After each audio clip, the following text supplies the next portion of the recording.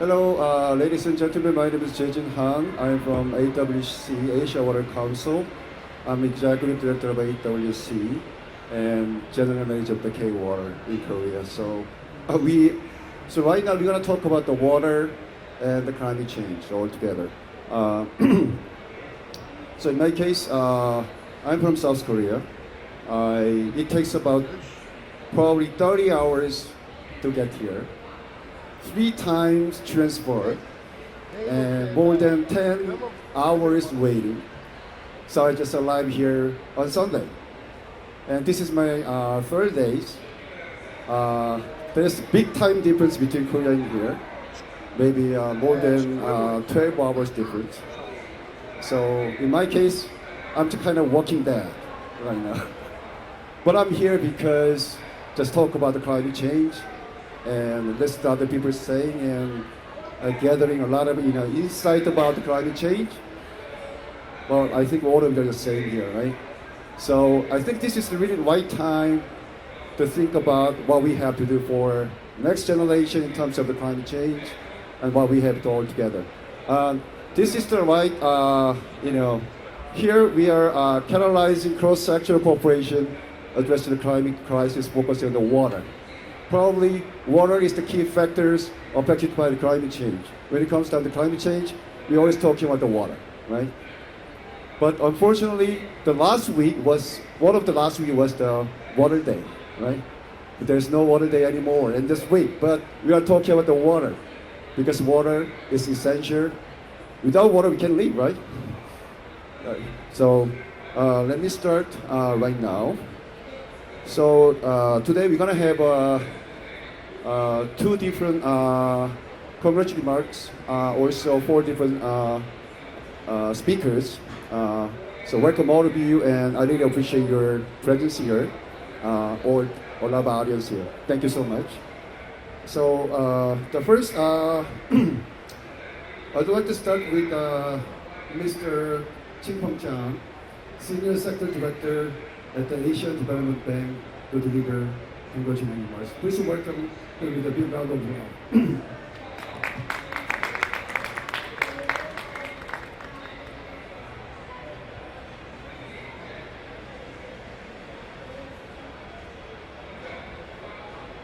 Thank you so much, Mr. Khan.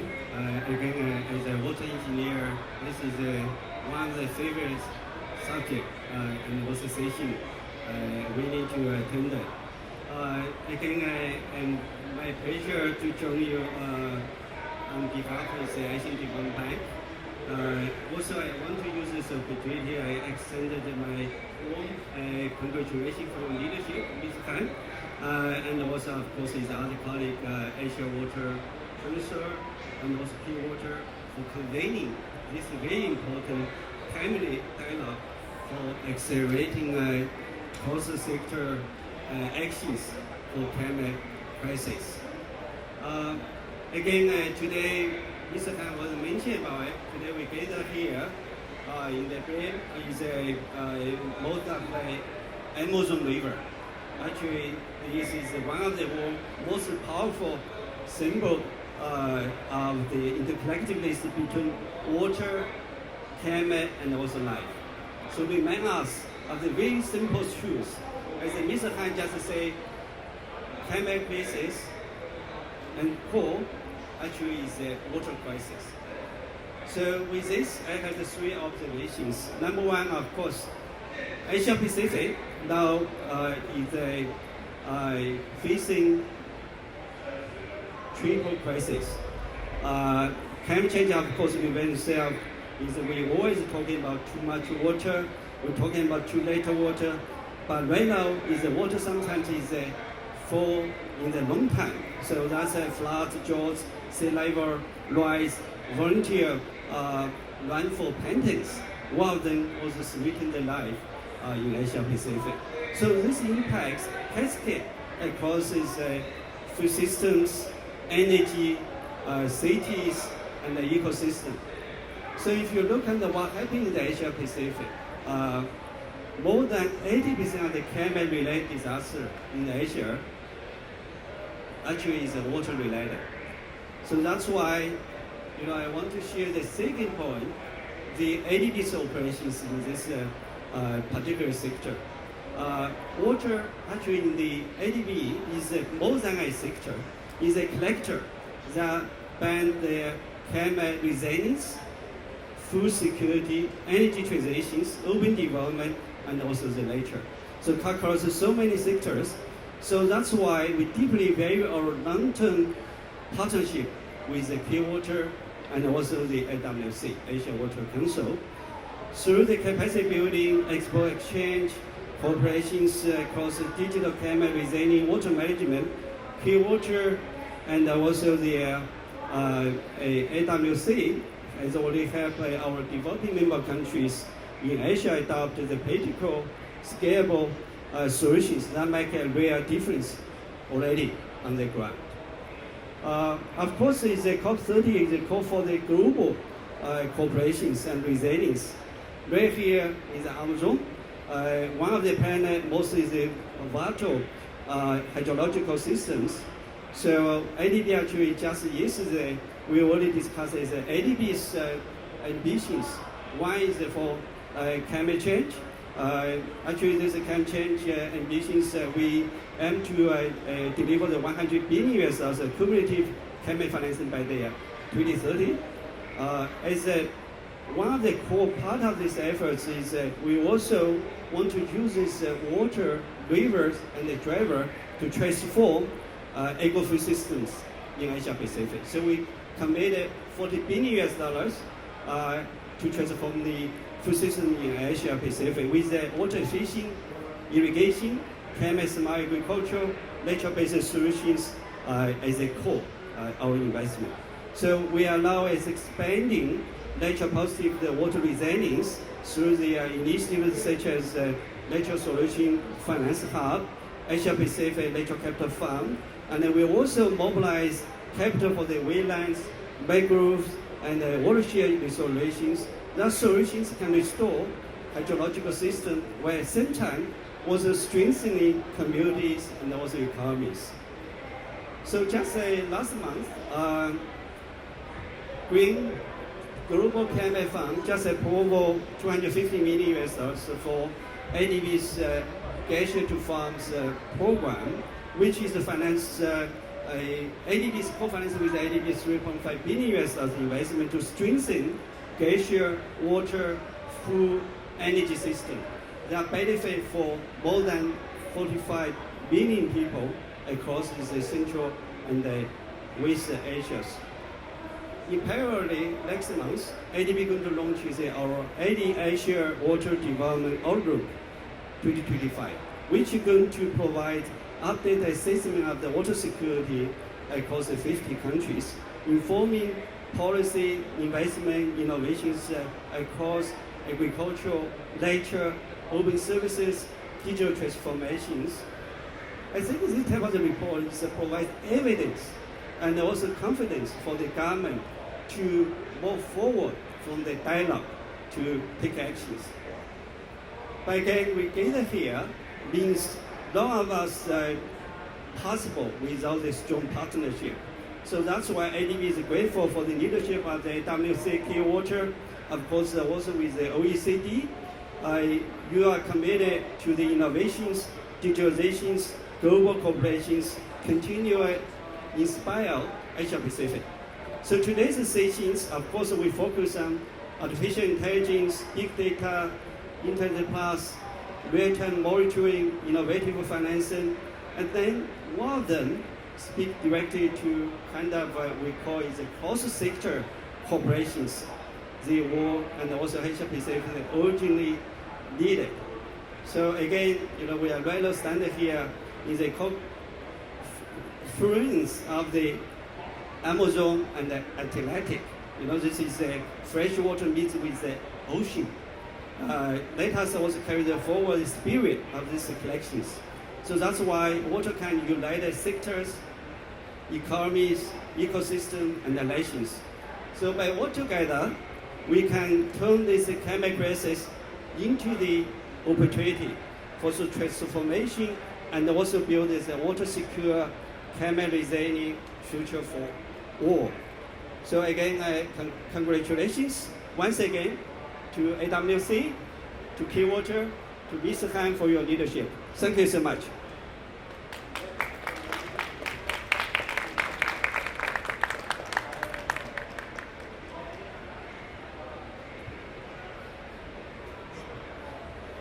Thank you so much, Mr. Chimpong Chan, for your insightful, a beautiful speech about the water. I really appreciate your beautiful speech.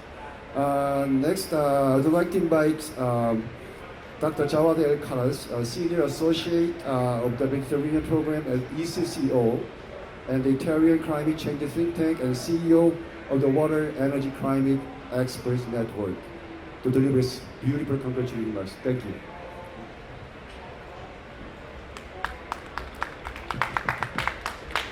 Hello, good afternoon. It's a pleasure to be with you today. My thanks to K-Water and all the organizers for having me here. I didn't prepare a speech, but I really want to emphasize the importance of the interconnection between water, energy, climate, and ecosystem. It's important really to take into consideration the nexus thinking when it comes to managing resources, in particular water resources. And now, nowadays, technology offers a lot of solutions. When it comes to AI, big data, Internet of Things, remote sensing, drones, etc. So we can do a lot of things using technology. I mean, remote sensing, for example, to monitor water quality or to monitor drought, a lot of applications. And in AI now, we have a lot of application that could facilitate the life of the farmer. For example, to use the right amount of water in the right moment for his crops, etc. But obviously, technology is not enough. Water is not a matter only of engineers. Engineers are important really to help build the infrastructure and technologies, but we need also other kind of people. So it's important also to listen to people from social sciences, to economists, and to farmers, etc., etc. Obviously, when we talk about integrated water resource management, we need to care about policies. I think we know how to do policies, but again, still some challenges. Sometimes it's linked to the political will, sometimes the conflicts of interest of different sectors who are competing on financial resources. We need to care about regulations. How can we provide or reform the regulatory framework in a way that facilitates investment, that enable the right environment for off-takers, investors, and developers, for SMEs as well, involve youth and women. It's important. Then when it comes to data also, we cannot manage something if we cannot measure it. So data sometimes is there, but it's not accessible. So it's important also to insist on the importance of water information system at the national level, because each stakeholder has its own kind of data. So it's not about centralizing the data, it's more about how can we make all the database interoperable. So decision maker at the upper level can have the whole picture and can take the right decision when it comes to allocating the resources. That's also important. Investing in R&D and capacity building is important, because without investing in innovation, research and development, we cannot advance that much.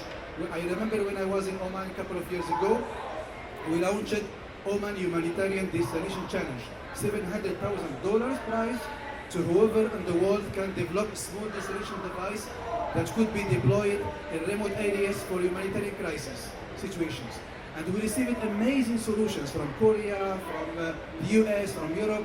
And it was really interesting to see how can we throw this kind of prizes, catalyze or provide incentives to the researchers, innovators to come up with solutions, very interesting solutions.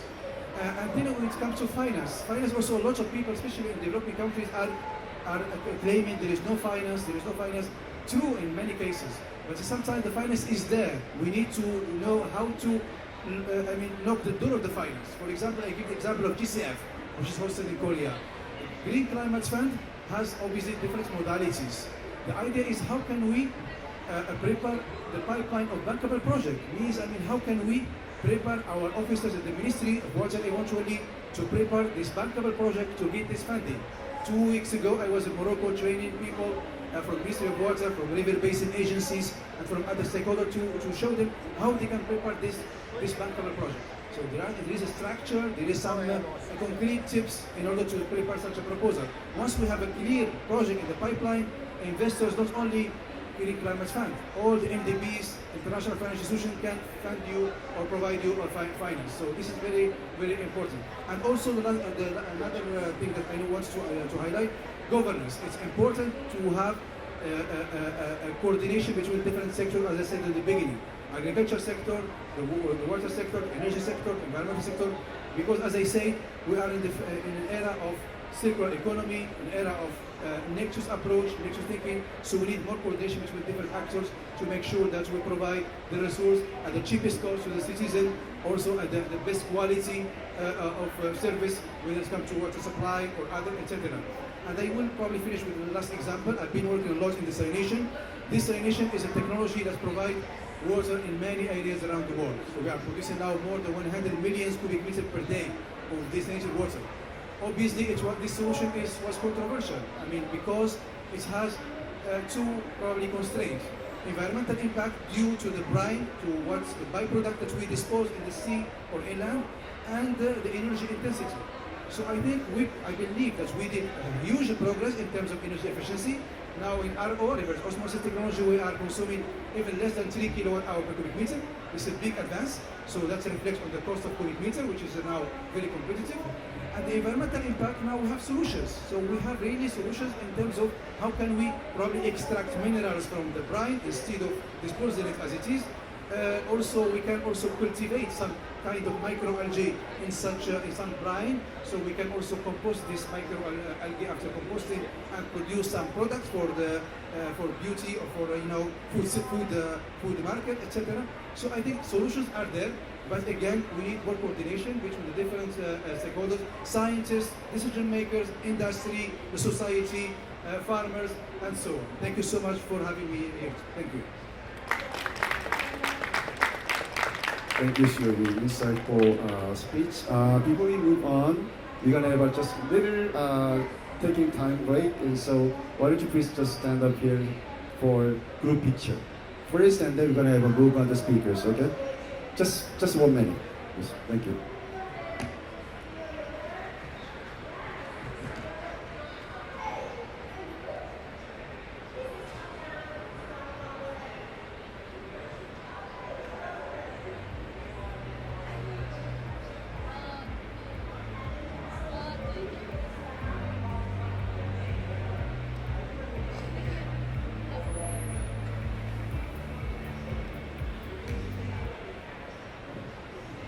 It's okay, thank you all of you. So once again, thank you for your wonderful speech and remarks. And so right now we're gonna have a presentation. We prepare 4 different presentations about the water at different sectors. So the first speaker, I'd like to invite Dr. Matthias Lernan, Deputy Director, Environmental Directorate of the OECD. Please welcome her with a big round of applause. Please, thank you.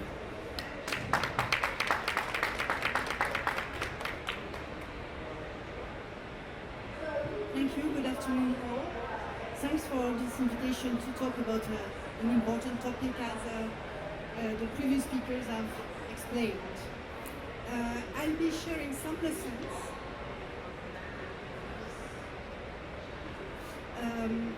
learned on the dynamics between water policies, finance and technologies for sustainable economic growth.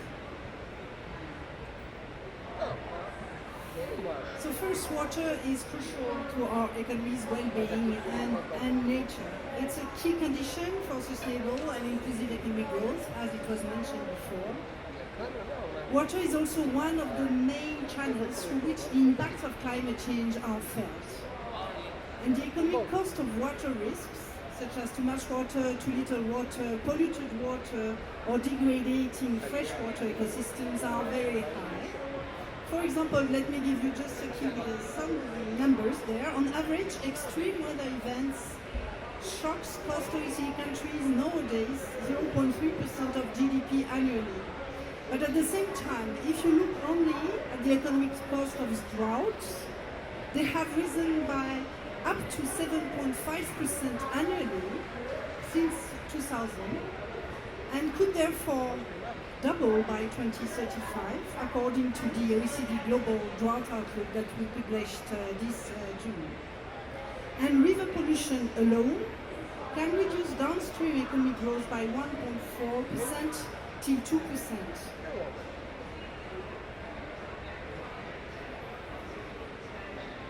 At the same time, water, so it can both be a threat, but also a solution in the context of climate and biodiversity crisis.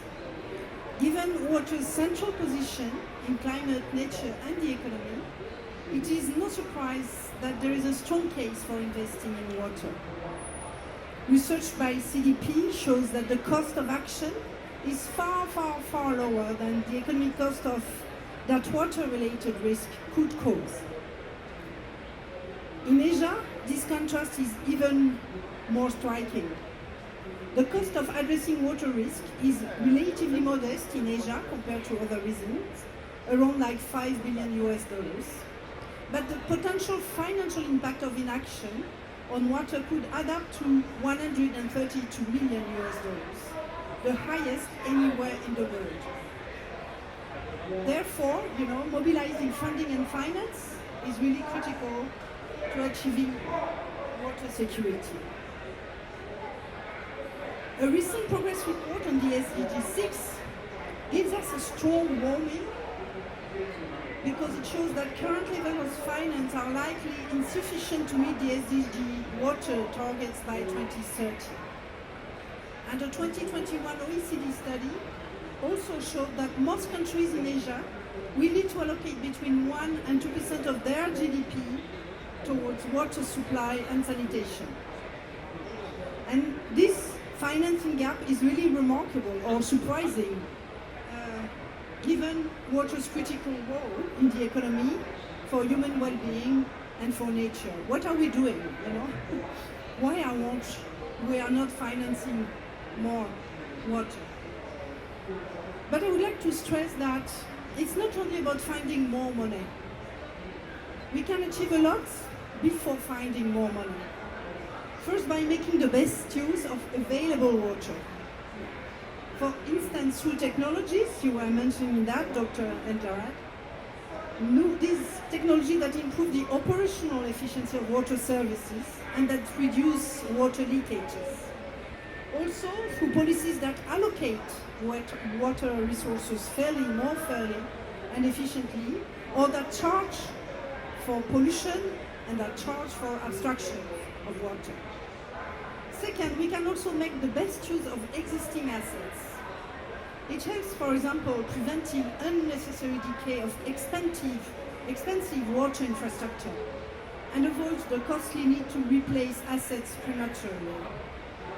And lastly, we have to make the best use we can of available funding and finance, as we all know that government budgets are inherently limited. So by planning and setting priorities, we can ensure that we make the best use of existing financial resources, and we can also phase out incentives that make us vulnerable to costly water risks. For instance, by avoiding building in floodplains.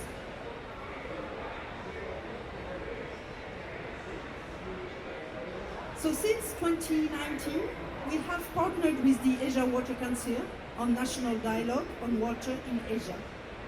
And this partnership is kindly supported by the Ministry of Energy, Climate Change and Environment of Korea. So far, we have facilitated dialogues in Indonesia, in Mongolia, in the Philippines, in Thailand and Uzbekistan.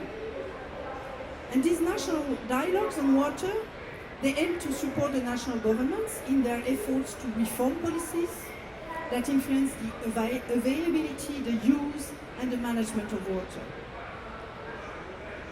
We believe that this is done best through a mix of, first, sound policies, such as water charges and water pricing, water governance and water allocation.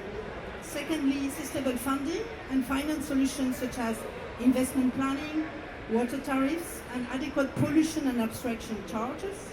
And third, innovations and technologies that support policy implementation that effectively manage water resources. So I will stop here, and thank you for your attention.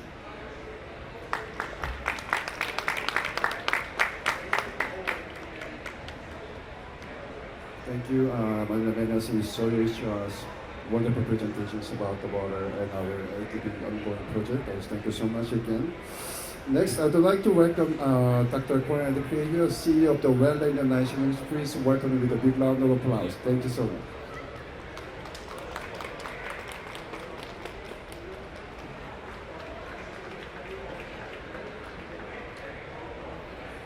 Good afternoon, and thank you so much for 2K Water and the Asia Water Council for inviting me to. It's an honor to speak to you here today as an ecologist. I'm not a water infrastructure person, so I'm here to learn. I'm not a water engineer. I've been asked to talk to you about our work, but especially in relation to high tech. So this is what I will be focusing on in my presentation today. I will start, if it's okay with you. How do I work the slides? Oh. I will start basically the whole speech. Thank you very much. So yes, we need to make better use of water, but we also need to be very careful with where most of the water comes from or where it's stored, which is nature.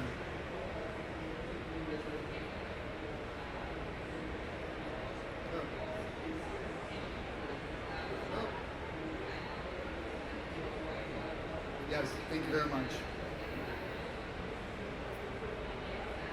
So, there we are. Wetlands, which is, if you don't know what wetlands are, it's basically nature where land meets water, so it's rivers and lakes, it's marshes, it's peatlands, but it's also coastal ecosystems like mangroves or mudflats or even seagrass. Anywhere where the water is and meets with land, they have very special ecosystems. And they are absolutely crucial for climate change, both in mitigation and in adaptation, of course. But as you can see, of course, as what they call wetlands, they are a source of water. They yield the nature's water, and that's why they're absolutely indispensable for a much wider sense of crucial societal challenges like water and food security, but also the protection from risks that occur from increasing climate change, floods or droughts or storms. This is just a few numbers about the importance of wetlands for us as humankind. You know, it is important for our economy. Billion people directly depend on it, but if you actually think about it, with 8 billion people on Earth, who does not depend on water coming from a river or a lake? Yes, we do desalination, but most of the fresh water comes from wetlands. So you could say the whole world depends on it. And again, it's also crucial for the biodiversity and for climate. However, since 1970, 22% of our wetlands have been lost. And if you look even down further, 70% of the wetlands have been lost or degraded. So there's a huge urgency to do something about it, and that's what I like about this session. I think part of the future lies in a very clever combination with the water world and the water use world. This is just to show, this is a map of the wetlands in the world. You know, a few centuries ago, this is the original place where they were, and this is what we have done to them as humans. We have used the wetlands because of their value, because there's water, because there's fertile soils, but that has led to a complete change of land use that has led to the degradation. So we are, as Wetlands International, we say it is not a biodiversity crisis, it is not a climate crisis, it's a development crisis, and definitely also a water crisis. Very briefly about Wetlands International. Wetlands International is the only global NGO which is focusing exclusively on the conservation, restoration and sustainable use of wetlands. We are locally led. We are a network of independent national organizations that work together and call themselves Wetlands International, and we are now currently have 19 offices and 300 staffs. What we typically do is we base our work on the ground reality. We work with the local communities, with the local governments and local businesses in many places in the world, over 20 countries. We combine that with science and with local and traditional knowledge, and we very much after a positive agenda which is focused on solutions for wetlands. Of course, I also have to show the worrying slides about wetlands laws, but we are really about the solutions that we have, and we do have a lot of solutions for wetlands. But this is not what I would like to talk to you about today. This is just the introduction. One thing that we do is that we combine the state-of-the-art high-tech possibilities that we have with action on the ground, also by local people. And this is an example of an online tool that we already have developed. It's called the Global Mangrove Watch, and it provides near real-time data and overview of how the world's mangroves are doing at a very high resolution, and it's being used by governments, by government agencies, up to local communities. For example, park guards in Kenya use this to see where there's illegal logging in the same week, so they can go after it. So based on this good experience, we are now have the ambition to expand it, and we call it the Wetlands Atlas. It's basically the mangrove watch, but then for all types of wetlands, including rivers, lakes, peatlands, you name it. We are now developing in a prototype, and this is behind all this is that we really urgently need to upscale our investments and our action to save the wetlands. And that is hampered at this point by a few things. One of them is that the data are there, but they are not accessible. It was also shared by a previous speaker. It's incredibly important to bring together the accessible data to inform policymakers, but also to inform investors on where exactly to invest. So this is why I made the Wetland Atlas. We have done a prototype which we focus on the broader Sahel zone, also including part of the Horn of Africa. And why we chose this region? Well, first, we didn't have the money to do the whole world. We're still working. But for the prototype, this is one of the most water-stressed regions in the world, but also one of the places where conserving wetlands and restoring wetlands has most effects on people and economy. So we call it changing the game.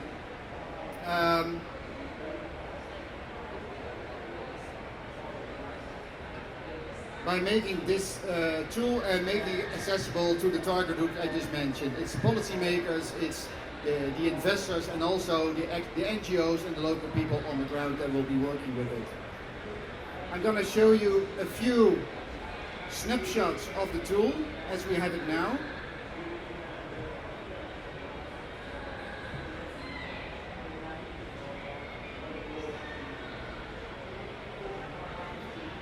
Yes, sorry, I forgot to mention this. This is the type of data that we combine. So these are different sources that are openly available, and we add to those the possibility of local actors to add knowledge and to improve the knowledge based on on-the-ground observations. This is also how it works in the Mangrove Watch.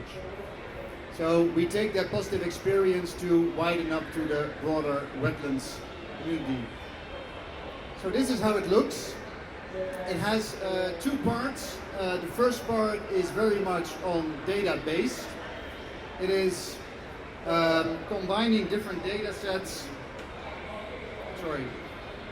national level available data on why wetlands matter, where they are, and where most impact can be achieved. So this is identifying high value wetland locations, and it can tell you the important cases where you can do the investment or where you should focus your policies on if you want to restore them.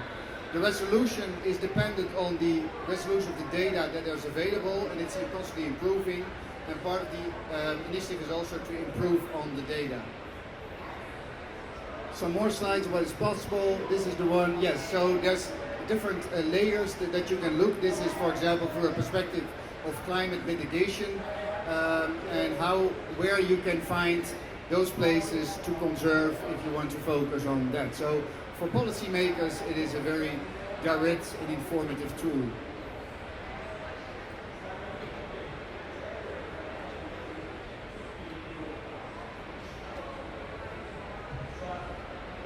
Okay, so this is also another way that you can do it. It's the people angle, and where people and local communities depend most on wetlands is also based on the available data.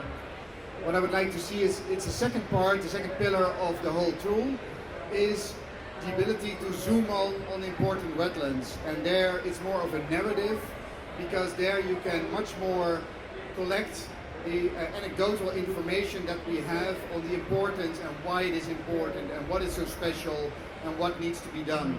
So you can zoom in and look at different landscapes that you are interested as an investor or policy maker or a local NGO.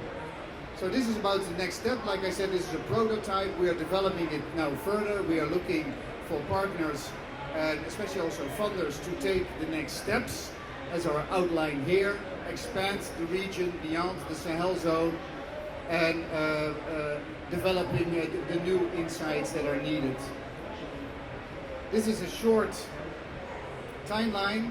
We've been so lucky to have funding by Effective Spenden from Germany to start this and building this prototype. We are now building on. We here have a special moment in COP30 to present the prototype and then move on to the official launch early next year. So this is to end, and just to invite you all and everybody who is interested, take a look at the prototype, tell us what you think, tell us what you need, and please also join in making this information more readily available for all the actors that we need to save and conserve and restore wetlands. Thank you very much.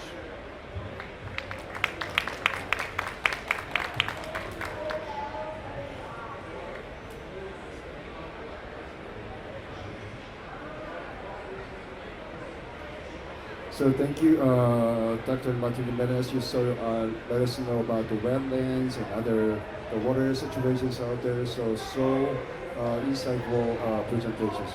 So next, I'm gonna invite Dr. Choi, the Senior Manager at the Global Cooperation Department at K-Water.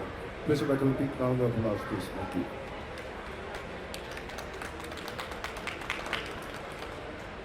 Thank you.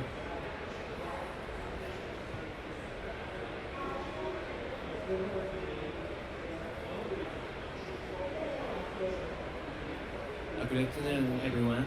My name is Mr. Choi, Duty Director of the Global Cooperation Department at K-Water, and I also serve as the Project Director at the Asia Water Council, AWC. It is truly an honor to join COP30 and introduce K-Water's vision to this respect group of water experts and international groups. Today, I will introduce the technologies the K-Water is utilizing under the theme, the future of water management through AI innovation. Through this presentation, I aim to share our vision for the future of water management and invite questions and discussion on how this technology can contribute to climate crisis response and international cooperation. Today I will briefly present the three parts. One, introduction to K-Water, the New Water Era Initiative, AI water management innovations. Introduction to K-Water. K-Water was established in 1967 to manage water resource, a critical base for Korea's economic development. Over the past decade, K-Water has helped greatly to the nation's growth through worthy water management, and K-Water also has become as a global leader in solving water challenges worldwide. K-Water also took the lead in founding and operating the Asian Water Council, AWC, serving as a global platform for water governance and international cooperations. K-Water manages the entire water cycle from source to end user, including water resource, water supply, and water from cities. We are responsible for 94% of Korea's flood control and 61% of its water supply, while also creating smart flood spaces and advancing renewable energy generation from water resource.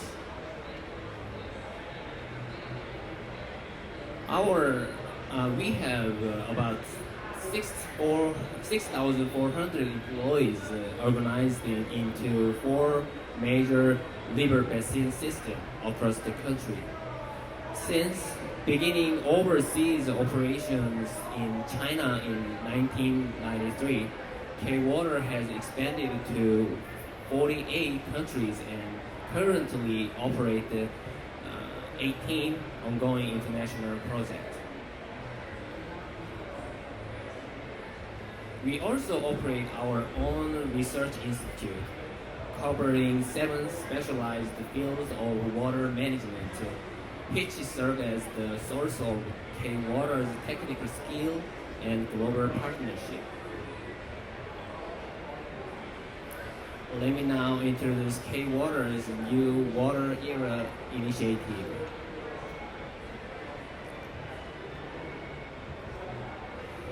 Climate change is speeding up water crisis around the world, causing extreme dry seasons and record-breaking flood.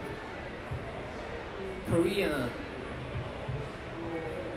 also faced serious water stress due to the dual challenge of climate change and rapidly increasing demand from high-tech industry, such as semiconductor. This crisis called for security different water source, preventing floods and dry season, and improving water quality and ecosystem resilience.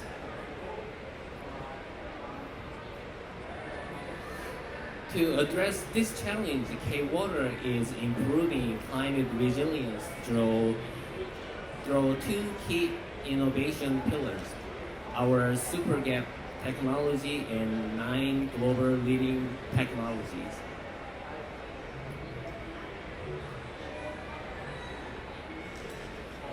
The 3 super gap technologies represent K-Water's around the world leading expertise. First, our digital twin water management technology builds a virtual water world to simulate real-world scenario for early warning and decision support. The second, the AI water treatment plants use big data and artificial intelligence to enable self-operating operations. Third, smart water network management, SWNM, combine AI and IoT into the water supply network to proactively detect leakage or water quality problems. Meanwhile, our 9 global technologies focus on the promising future market: ultra-pure water treatment for semiconductor production, water-based energy systems such as hydrothermal, tidal, and floating solar power. Different water source deployment, including seawater desalination and groundwater storage dam, and advanced satellite-based water management system. All of this will drive K-Water's next generation growth. Now, let me share the 3 examples of K-Water just super gap technology in detail. First, I would like to introduce the digital twin water management digital Garam Plus. This system synchronizes real and virtual hydrological environments for dam and river basin management, making possible simulation-based decision-making to optimize flood and dry season management.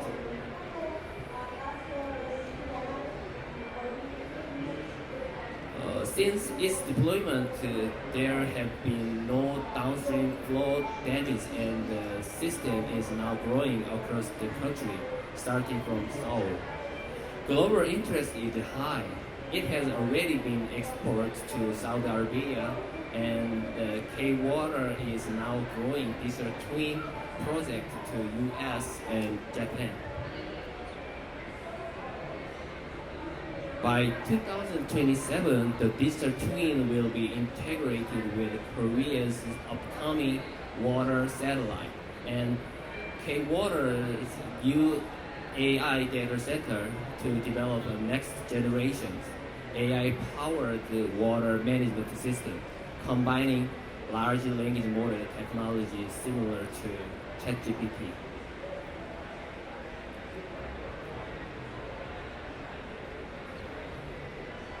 The next I will introduce is the first AI water treatment plant.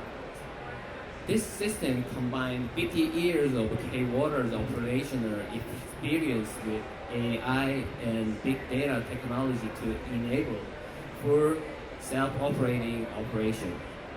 It optimizes energy use, predicts equipment failure, and performs intelligence monitoring.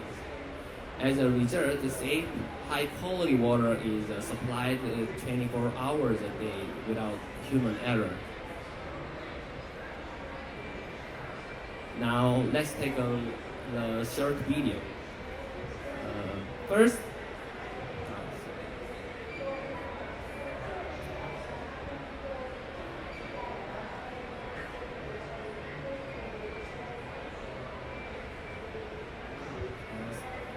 let's take a look at the short video.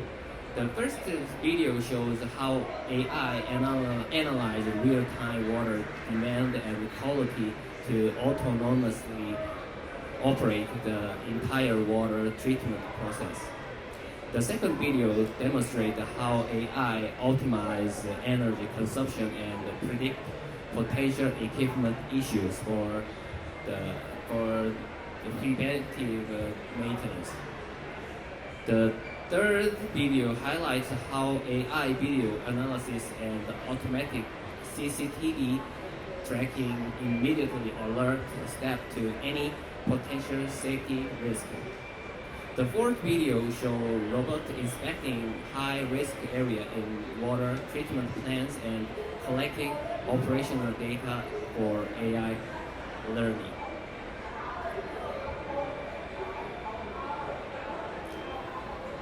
Currently, AI water treatment plants are operational in 43 facilities across the country, saving about $10 million annual in energy and the chemical costs. This success earned the K-Water recognitions as the first water sector lighthouse factory by the World Economic Forum in 2024.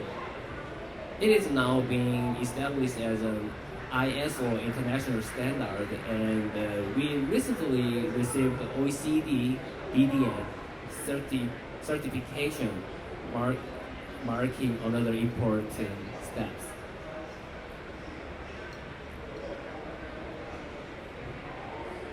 Finally, I would like to introduce our Smart Water Network Management, SWNM.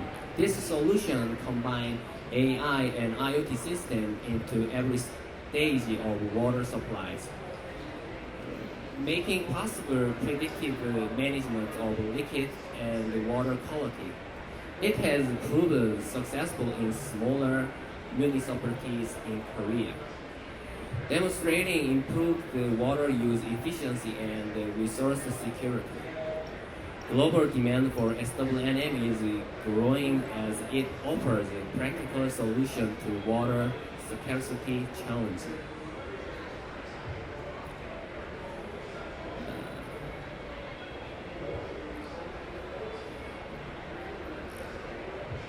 Now, yes, ladies and gentlemen, K-Warriors believe that AI innovation will reshape the future of global water management with advanced digital system, renewable energy solution, and a strong partnership. We aim to support climate resilience both in Korea and around the world. We look forward to working with all of you to build a safer and more sustainable water future. Thank you.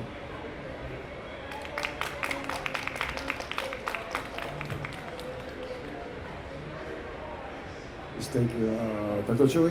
We really appreciate your AI-driven digitalization in water sector. When it comes down to water, maybe there's kind of little changing when it comes down to digitalizations. But digitalization is not the answer, but it's kind of kind of motivation and kind of a turning point when it comes down to water efficiency. So it's kind of an interesting presentations. Thank you, Dr. Choi. Last speaker, I'm sorry, Miss Charlotte Chin. I'm sorry, this is Mr. Paul. Sorry.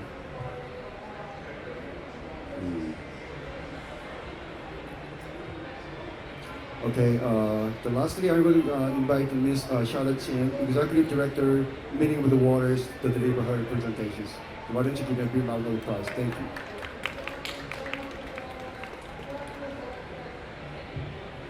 Good afternoon, everyone.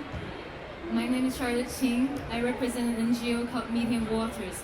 I'm actually an artist by profession, so I see this NGO as a piece of art where the medium is actually an organization. So I want to share our journey with you, and I also want to express my gratitude towards Asia Water Council and Korea Pavilion for this wonderful opportunity to share our journey, because the water family at COP is quite small, and I'm very, very happy to be joining here today as my last engagement at this COP. So I'm going to share the presentation our artistic projects around water to help sensibilize the public about this valuable, precious element, but also our innovation project, NOEA, that which we call hydrological intelligence, how we're enhancing what we have been doing with artificial intelligence.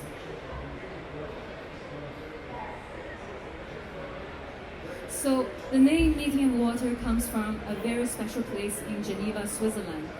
It's called La Jonction, where two rivers meet.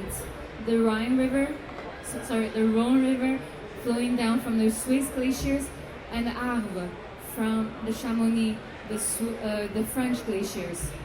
And because the Rhone has all the sediment deposited in the Lake Geneva, it looks very clear, whereas the Arve River carries all the sediments from the mountains and glaciers all the way down to Geneva, and they're meeting right here. So this name really symbolizes where cultures meet, where disciplines meet, all in the name of water.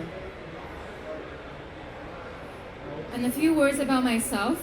I am Chinese Canadian, so I grew up between China and Canada, right now residing in Geneva, Switzerland, where my art is based. So my journey is quite dramatic. It meanders like a river. I started with science, physics, had this inside view from Geneva of the international world, and today Medium Water is actually a byproduct or a spin-off from my art practice, and we're going to see this journey. So at Medium Waters we have three pillars: water and climate, which is represented by our effective AI project called NOAA, and water and peace, how water can be used as an infrastructure for peace building. Lastly, water and women. In Chinese, we have a phrase called "woman is made of water," and it's not by accident. Water embodies so many characteristics of the feminine, and how the world needs to hear this message more than ever today.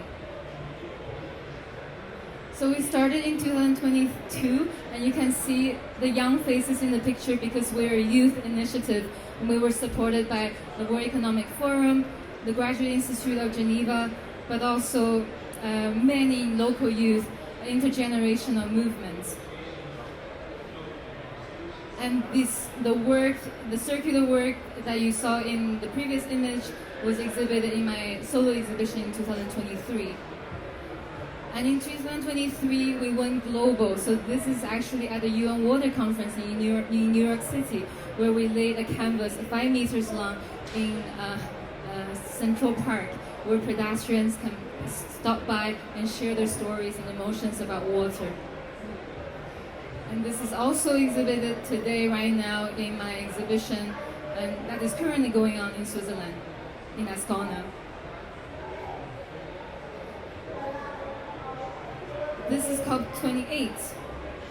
The performance is called Meet the Desert, and there we really illustrate the voice of a water in a desert like Dubai, UAE, and COP29, and the Caspian Sea.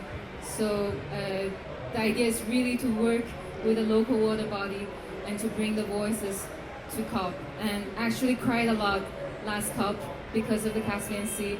And very happy actually COP30 is a much positive COP. Killer water. This is another event that brought a lot of tears, illustrating how water has been weaponized during conflicts. In particular, the occupied Palestine last year. The fourth state of water, our first attempt illustrating the topic of women and water, and that's me after an emotional storm where I unleashed my inner anger like a tsunami, and that's also illustrating how dynamic women are and how many emotions that we carry. So here we are, from water to emotion, from data to action. What a nice tagline.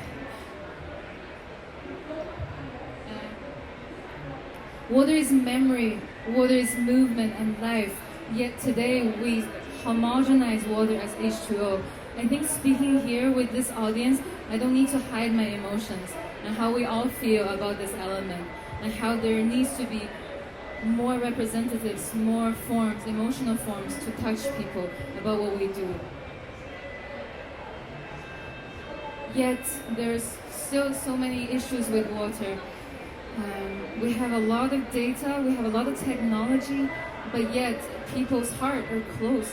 We're disconnected to water. Not even to mention every indigenous culture, every traditional way of living, we're so intimate with our water systems.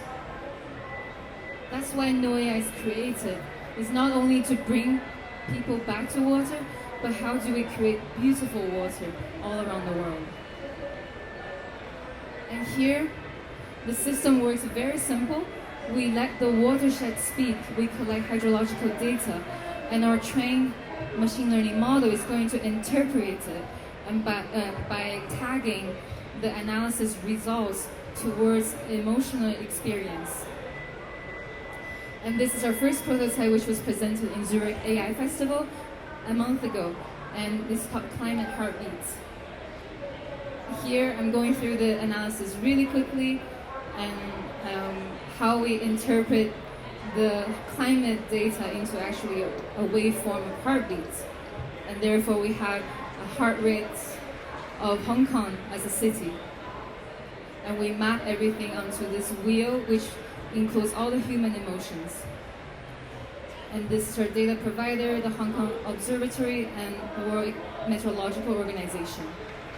And second one is very early stage yet. This is not me, as model is Sora. So it's called Human Water Interface, how we translate proximate human-scale water data to emotional experience. So some technical details I go through quickly. And I just want to highlight our wetland collaborator from Xi'an, China, which is, I think we're missing some photos here. Our collaborator is from the origin of Han River in China. And lastly, we're looking forward to collaborators, anyone who are engaged in the same topic, to get in contact with us at this collaboration. Thank you so much.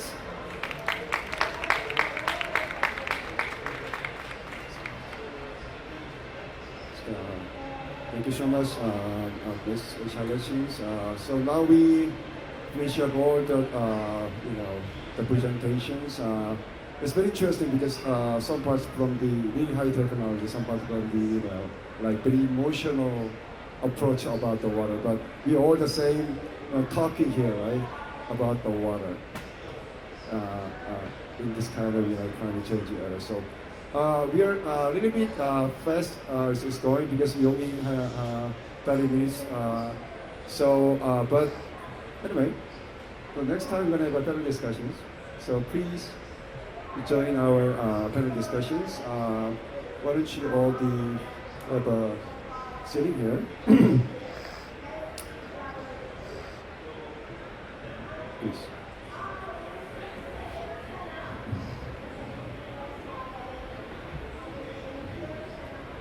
And I especially introduce Ms. Kalyani Inamipudi from ESG and Carbon Consortium moderate these discussions. Yes, thank you for joining us today. Thank you. The floor is yours. Thank you, everyone. Good afternoon, everyone, and thank you so much for this invitation. So, basically, it is a pleasure to welcome you all to the Korea Pavilion for this important discussion and how we can catalyze on cross-sectoral cooperation in the water sector to respond to the climate crisis. Water is the first place where climate impacts are felt, and also the place where innovation, governance, and community leadership meet in very real ways. So today's panel brings the global leaders from policy, wetlands conservation, and also the digital water innovation, who are each advancing practical solutions in the interaction of climate resilience, technology, and inclusive water governance. So our aim in the next 30 to 40 minutes is to move beyond high-level ambition and explore concrete models, tools, and partnerships that can scale impact in the most climate vulnerable regions. Since you already met the panelists before, so I'm skipping their introductions, and then I'm straight away heading into the questions straight away. So my first question is to Charlotte Quinn, who's the Executive Director of Meeting of Waters. Charlotte, many climate vulnerable communities, including river basin, societies, and indigenous populations face challenges in accessing resources. So representation and technology for the climate resilient water management. How is MOW, the Meeting of Waters, supporting inclusive governance, community-led initiatives, and multi-stakeholder cooperation to strengthen the local resilience? Moreover, what innovative models or platforms is MOW promoting to ensure that community voices are heard, integrated into the national and global climate water decision making? Thank you. Thank you for the question. That continues to my presentation that I didn't have time to finish, because we currently established a collaboration with a local wetland in China, and it was a very beautiful experience, to be honest, to be sharing today actually. So our prototype that I presented with Noea has been a very early stage at this moment, but this collaboration has started before that, and it's truly inspired this project. And how this NGO has been working on using bioremediation method to revitalize the local water, to heal from the agricultural waste, and also by healing water, you're healing the community, the families, and the humans as well. So it's very meaningful work, and it's very humbling and quiet. It's not carbon credits. It's not economic gain. It's really quiet effort for the last 7-8 years now. And so I really have this high respect for our collaborator, and my job is really to bring this story to the public eyes through our work together.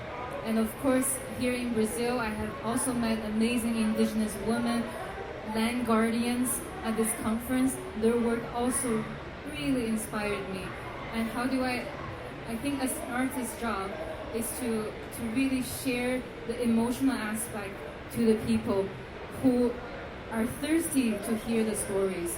Storytelling is a very important part of water management, and yet this climate conference has showed such amazing examples of how artists are working with communities, with scientists, policymakers to push the agenda, and we need more that synergy in water managers as well. So I hope my early example can show the work already, how we can work together. Thank you. Thank you so much, Charlotte. So, Dr. Matel, this next question for you. How could digital technologies support the implementation of water policies and financing of water infrastructure?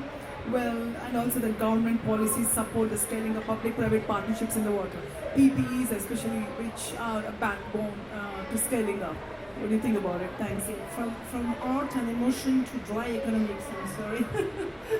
So yes, over the last 10 to 15 years, the role of digital technologies in helping to meet environmental objectives has grown, definitely, and it was clearly shown in the previous presentations.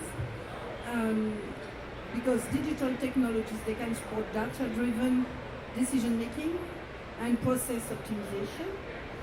And we have seen that the SDG 6 reporting on water revealed that there is an urgent need for low and middle income countries to strengthen water monitoring and water data.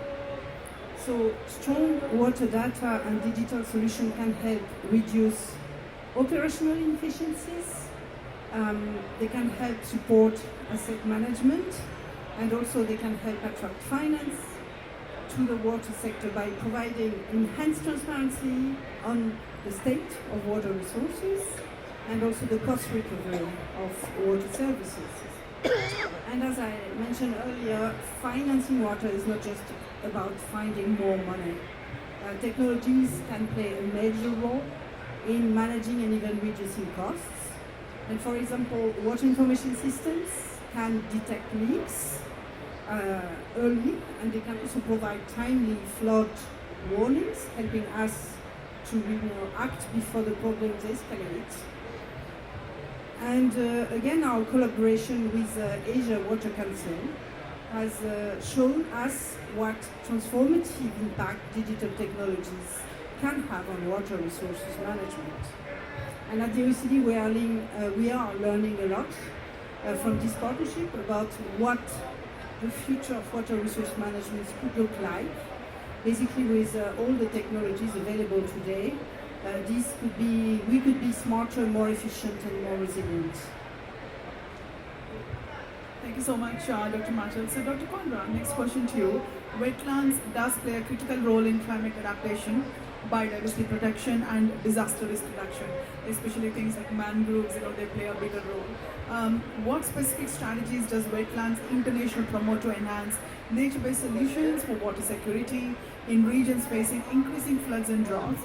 And then also furthermore, how can partnerships among the governments, NGOs and the private sector help accelerate wetlands restoration and integrate NDS into national climate and water policies? And also NDCs, if you want to touch base a bit on NDCs as well. Thank you.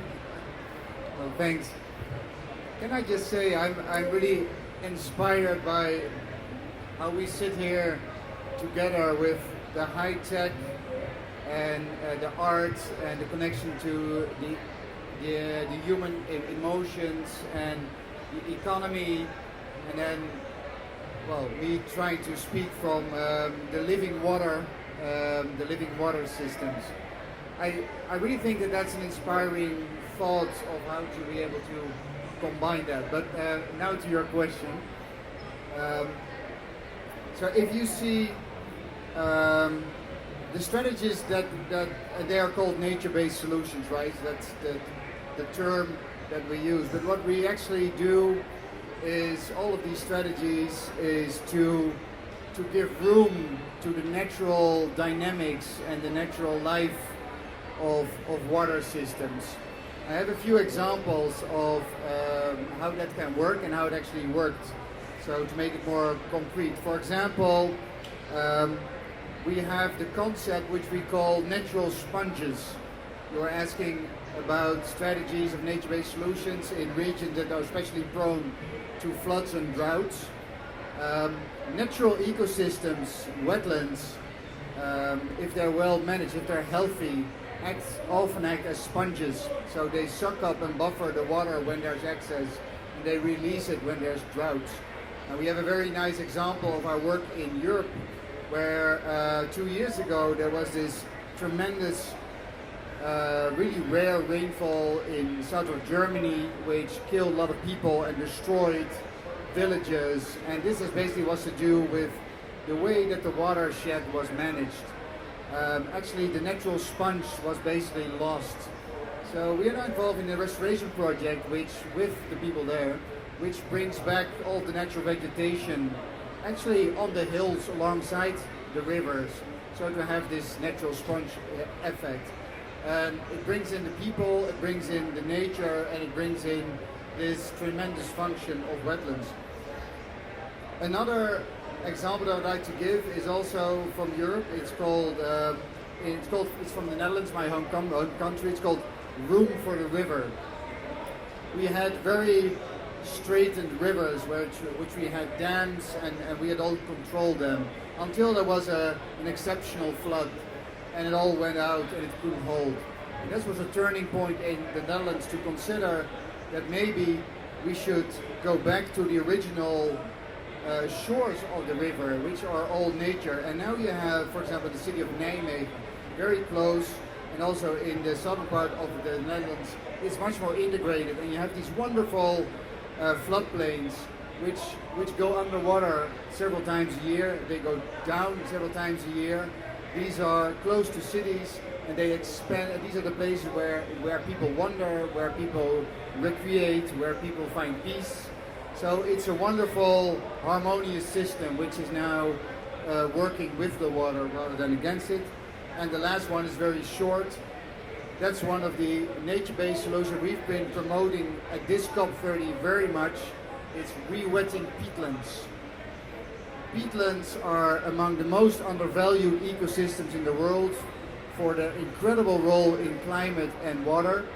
And we have drained them for good reasons, for agriculture, but we need to restore them, and re-wetting them is a solution for storing garbage, it's a solution for the sponge function, etc. To finalize, you also asked about partnerships.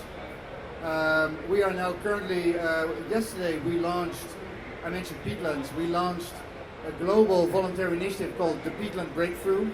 Like you also have a mangrove breakthrough and you have a coral breakthrough, we now have a peatland breakthrough, which is supported by champion countries, Peru, Uganda, yesterday Germany announced itself, and backed by several other countries coming, NGOs, scientific institutions, and already big companies and financial institutions, to create a global partnership between NGOs, between businesses, governments, scientists and local communities, farmers associations to restore peatlands.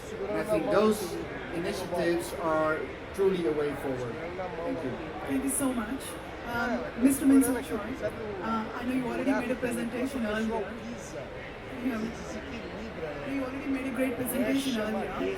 So I would skip that presentation part, but additionally, do you want to just share a high-level example on how COP30 is collaborating with the developing countries to support capacity building, technology transfer, and sustainable water infrastructure? Maybe if you want to briefly share one or two examples within developing countries' perspective. Thank you. Yes, thank you.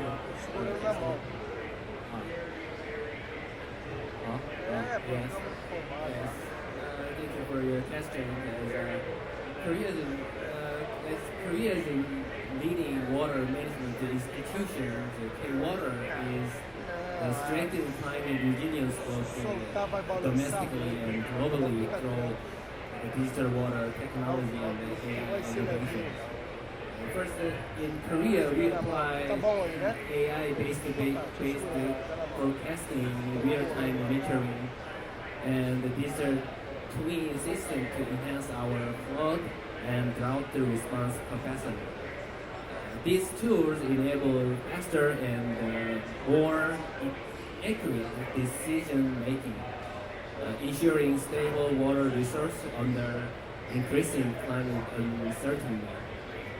Second, we integrate digital water management with clean energy.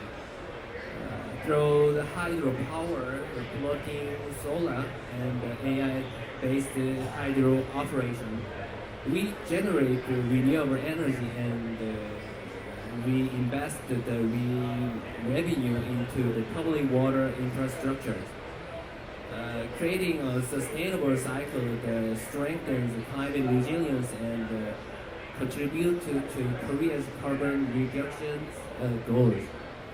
Third, internationally, we cooperate closely with UN agencies, OECD, ADB, and other global partners to support the developing countries. Through this partnership, we provide AI-based flood forecasting, digital twin platforms, and capacity building programs and technical advisory service. In addition, through the Asia Water Council, we support water security assessment, early warning system, and sustainable water energy infrastructure across the many countries. In summary, K-Water leverages AI and digital innovation to enhance climate resilience and low carbon development. And we are actively sharing this experience with the international community through strong multi-layer corporations. Thank you. So much. So now we are happy to open the floor for the audience Q&A. Any questions from audience? Thank you.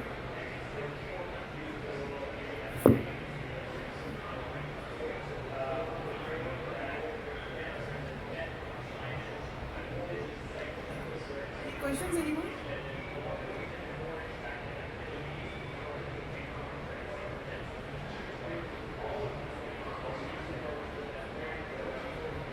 No, just one question? No? Anyone curious about who want to know anything?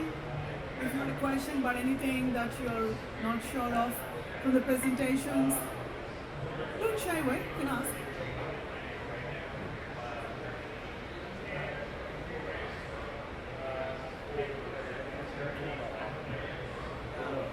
Presentation was really wonderful. I'm really happy to be here today. I almost missed this session. My question probably go to Mr. Your project is really fantastic, using high technique, including AI and digital twin micros.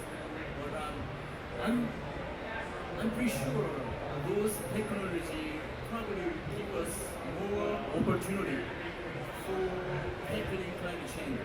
But still, I'm wondering how this technology contribute to developing countries. That's my question. And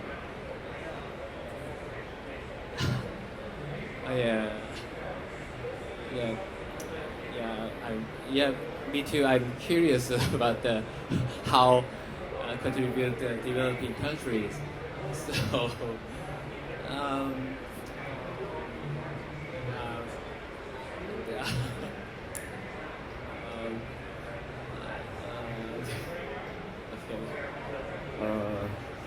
So your question is that, especially high technology has some kind of patterns here. When it comes down to developed countries, maybe we use high technology, but in case of the developing countries, we have find certain patterns and procedures to apply those kind of high technology, because even though they need high technologies, but their technological status is really quite high, because they don't have enough data and enough facility about the water. So even though they need high technology, still they need some procedures. Like first stage is like getting a lot of water data, and you can use those kind of water data. You can go up the second stage. But of course, we are developing many ODA project, investment project about the water in developing countries. Whenever we have a conversation with a lot of people from different countries, especially for developing countries, they also need high technologies, but in this case of the smart water management, or as you mentioned, SWNN, digital twin, other technologies, still there is a lot of demanding out there, but still they need some kind of requirement to jump into the real high-tech projects. So of course we have a lot of cooperation with developing countries, but still they, in case of the high technology like project, let me just briefly say about Vietnam in Hanoi. We are actually right now from K-Water ongoing project. We are developing like 25 different projects we are implementing, but they require some part really high technology using SWNN. But when you realize there are real situations about the water status, they don't have enough qualification for high technology. So in case of developing countries, we are taking different approach, not just using high technologies, as you mentioned, we explained about high technologies, but this is kind of a little bit upper stage or different approach compared to developed countries. So a little bit different approach we are taking all the time. In case for business, please. Thank you. Thank you so much. Thank you. Thank you, Keston, and thank you so much for the response. And thank you. So thank you so much. Unless anyone has any questions, do you have a question there? The lady behind there. She has a question.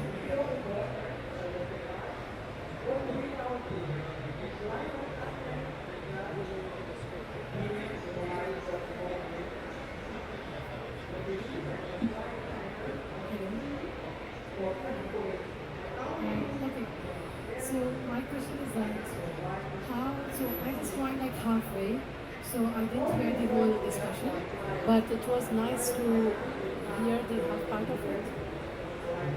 Okay. Yeah, so my question is that how your actions are able to add to the Baku water dialogue. So of course, through your panel discussion, it's very clear that water is climate, and it's also something that's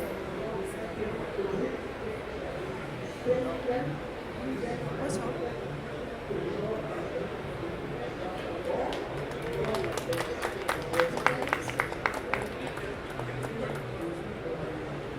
I just joined halfway, so I haven't heard the whole panel discussion, but I want to understand like how your work is adding to the Baku water dialogue, which has started so that the other countries are also inspired to your work and also add to this Baku dialogue for water. Because through your discussion, it's very clear that water is climate, and that's something that is also being spoken in the Baku dialogue as well. So yeah.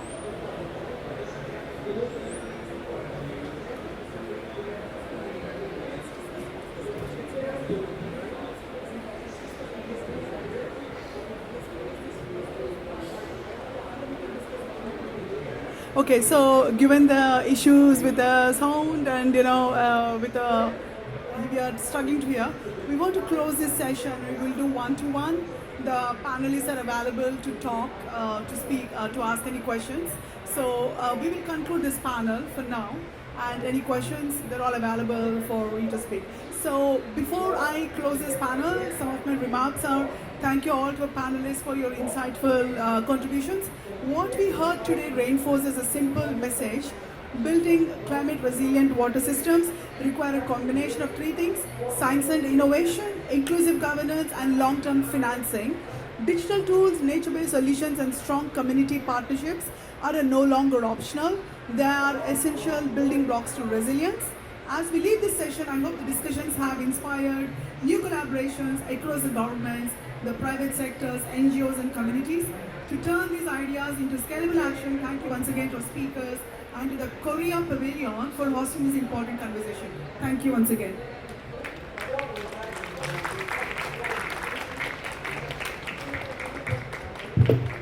Thank you for joining us today. This is the end of our session.